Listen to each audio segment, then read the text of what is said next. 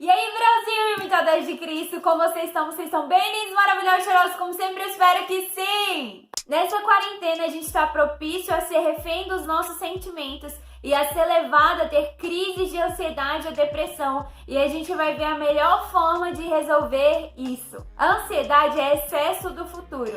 Então é um medo do futuro ou medo do que o futuro pode trazer. E nessa quarentena o futuro tá meio incerto. A gente não sabe quanto tempo ainda mais vai durar. A gente não sabe como vai estar o mundo quando tudo voltar. A gente não sabe quando a gente vai poder fazer os planos e os sonhos que a gente tinha para fazer nesse ano e se a gente vai poder fazer. E esses pensamentos podem tomar conta de nós e virar um turbilhão e dar uma crise de ansiedade. Porque o futuro é incerto, a gente não tem poder sobre o futuro. E nesses momentos a gente vê que a gente não tem controle de nada. E a gente fica se sentindo impotente. Sabe, Elias, ele também teve essa crise de ansiedade. Depois dele ser usado por Deus para provar na frente de todo Israel que só o Senhor é Deus e ter matado todos os profetas de Baal, a rainha Jezabel, que era idólatra e que adorava Baal, e que todos os profetas dela tinham sido mortos ali por Elias, ela manda um recado para Elias dizendo que até amanhã ela ia fazer a mesma coisa que ele tinha feito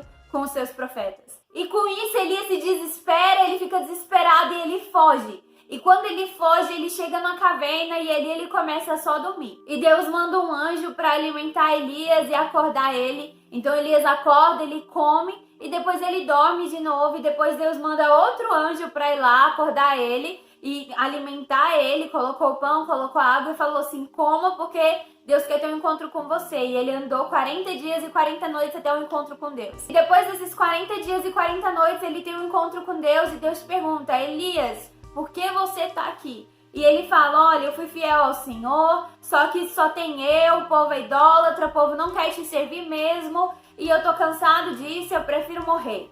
Eu não quero mais viver, não quero mais viver nessa situação. E Deus pergunta isso 3 vezes para Elias, e Elias, ele responde a mesma coisa. Então Deus fala para ele ir ungir 2 reis e ungir um profeta, que seria Eliseu, que tomaria o lugar de Elias. Sabe, nesses 40 dias e 40 noites, Elias teve tempo para refletir sobre tudo que Deus já tinha feito na vida dele, sobre as coisas extraordinárias que Deus tinha feito e que ele era muito maior do que Jezabel, ele era muito maior do que qualquer um outro e que se Deus quisesse ele podia salvar a vida dele. Mas Elias, ele ficou com tanto medo que ele se esqueceu de quem Deus era e aí, por isso ele quis morrer. E aí ele passou o que era para ele viver, para Elias viver, ele passou para Eliseu.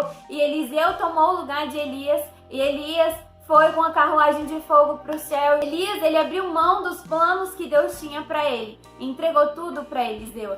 A ansiedade pode nos privar de viver tudo o que o Senhor tem para nós. Já a depressão é o excesso do passado e o povo israelita era mestre nessa questão. O povo de Israel estava há 400 anos sendo escravo no Egito e Deus livra eles da mão dos egípcios e começa a levar eles para Canaã, a terra que Deus tinha prometido para eles, uma terra que manava leite e mel e que ali eles seriam livres e teriam toda a terra deles por herança. Todo Canaã por herança. Só que entre o Egito e entre Canaã tinha um deserto. E nesse deserto os israelitas começavam a olhar para trás e pensar: ah não, mas os tempos no Egito foram melhores do que esse. No Egito eu tinha carne, no Egito eu tinha pão, no Egito eu tinha um monte de frutas, eu tinha um monte de legumes, mas aqui eu só tenho esse maná, aqui eu só tenho essas codornizes que Deus manda. E eles começavam a reclamar e tudo era motivo de reclamação para aquele povo, porque no Egito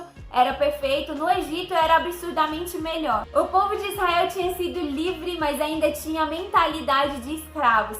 E em vez deles olharem para aquela situação e ver que não estava tão boa, mas que tinha um futuro melhor esperando por eles, tinha uma terra que manava leite e mel esperando por eles, que tinha uma vida em abundância esperando por eles, onde eles seriam livres, onde eles seriam donos das próprias coisas, que não teria que ficar trabalhando para os outros. Não, eles pararam e ficaram olhando para trás e falando que já tinham vivido dias melhores, que agora não era tão bom. E sabe, a mesma coisa a gente pode viver nesse tempo. A gente pode ver, não, mas antes da quarentena eu tinha tantos planos. Antes da quarentena eu tinha toda a minha rotina bonitinha. E a gente começa a sentir saudade até das coisas que a gente não gostava. Ai, que saudade de ficar uma hora na parada até meu ônibus chegar. E chegar todo cheio e eu ter que ir em pé pra casa, ficar mais uma hora ali, em pé, com um monte de gente fedendo a CC. Gente, que saudade que eu estou. Que saudade de ficar negando o convite das pessoas pra sair. Que saudade de ficar em casa por opção e não por obrigação. Que saudade de ir pros cultos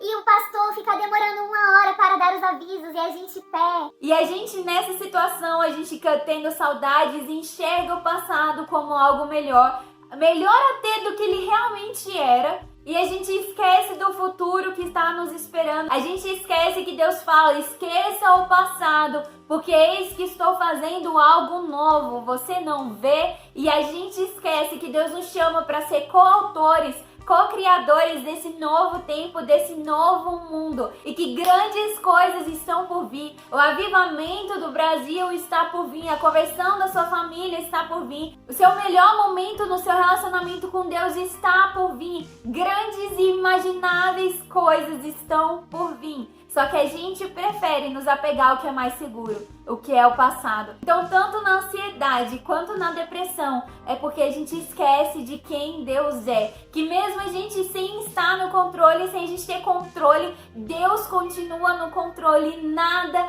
sai do controle dele. Que grandes coisas ele tem pra gente, mesmo que o passado tenha sido bom ou ruim, não importa. Ele sempre se supera. E mesmo quando a gente fala, Deus, isso aqui foi tão bom que eu não sei não, você vai dar conta de superar. Ele dá conta de superar com grandes e inimagináveis coisas. E ele tem um bom futuro para nós. E ele fala que ele sabe quais são os pensamentos que ele tem a nosso respeito. Que são pensamentos de paz, de bem e não de mal. Para nos dar o futuro que nós desejamos, um futuro abençoado, um futuro próspero. E a gente só vai viver esse futuro se a gente se apegar ao Senhor. Então, quando as dúvidas vierem, você deve olhar para a palavra e ver que o seu Deus é imutável. Ele não muda quando as situações mudam, ele não muda quando eu mudo, ele não muda quando você muda, ele é imutável. E se ele disse, aquilo vai acontecer. E o mesmo Deus que tem o futuro nas suas mãos, que tem o controle em suas mãos,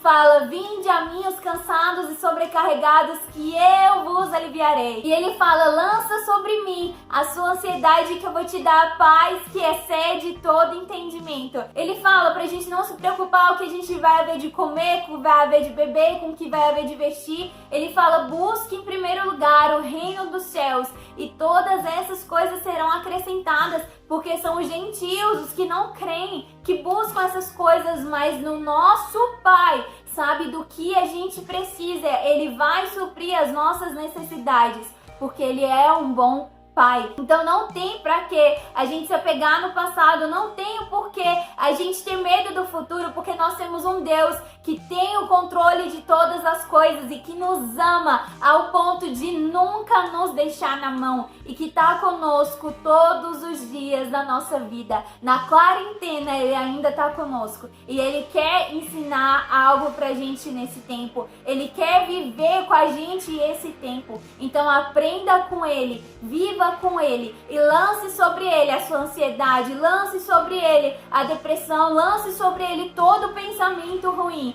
e não deixe a angústia, a tristeza, os maus pensamentos ocupar o espaço onde é o espaço do amor de Deus por você. Entrega para Ele que Ele é capaz de fazer o impossível acontecer e grandes coisas estão por vir. Fala comigo, grandes coisas estão por vir. Se você crê nisso, declare com a sua boca. Escreva aqui embaixo, grandes coisas estão por vir, para você ter a total convicção de que grandes coisas estão por vir. E lembre-se que você não está sozinho e que Jesus sempre está com você. E Ele coloca pessoas específicas na sua vida para te ajudar a carregar esse fardo. Então procure a ajuda dos seus pais, procure a ajuda dos seus amigos. Se for preciso, procure ajuda profissional. Mas confie que o Senhor é capaz de te dar a paz, a alegria e o descanso. Então é isso, Brasil. Até a próxima. Lembre-se que você é o imitador de Cristo.